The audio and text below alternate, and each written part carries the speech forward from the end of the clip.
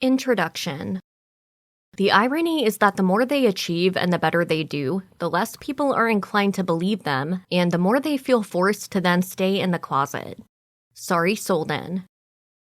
With so much research being conducted about ADHD, it's becoming more and more apparent how much women have been left out of the ADHD discussion, leading to a great deal of ADHD women suffering in silence from a young age. This book invites women everywhere to join the conversation, find hope, and feel validated in their experiences.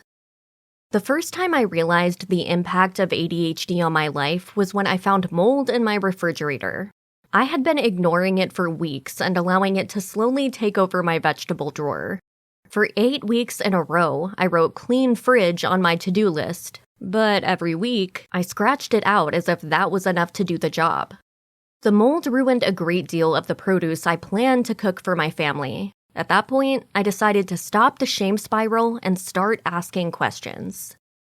Usually, I would have cleaned the drawer, berated myself all week for the mistake, and then moved on, waiting for the next mistake to drown me again in guilt and shame. I lived this way for 28 years, constantly feeling ashamed, broken, and frustrated. It isn't that hard to clean a fridge, I would say to myself. But it didn't matter how often I made the mistake or how viscously my inner critic spoke to me. For some reason, I couldn't get it right.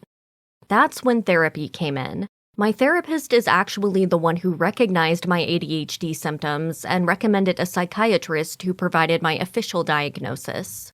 The most reassuring thing I learned was that ADHD is not a person's fault. All of the mistakes or failures I saw in myself were simply a lack of coping skills and self-understanding. I looked back on my life and realized that all of the struggles I experienced were due to a difference in the hardwiring of my brain. Neither I nor my parents understood that, leading to many unnecessary but explainable challenges. In this book, I will be sharing with you the 21 holistic strategies that have not only helped me cope with my ADHD, but also validated the experiences I've struggled through my entire life. The journey to incorporating all of these strategies has undeniably been a long, slow one. It took months for me to find the kind of exercise I could keep up with, and the diet that I both enjoyed and felt nourished by. Learning to like vegetables is no easy task. I also had to recognize the limiting beliefs that held me back in conversations, relationships, finances, career, and everyday life. Many women are not diagnosed with ADHD until their 30s or 40s. That's nearly half of their life living with these limitations and misconceptions about who they are and who they are meant to be. The information in this book will guide you to solid ground. You may have lived much of your life thinking this is as good as it gets.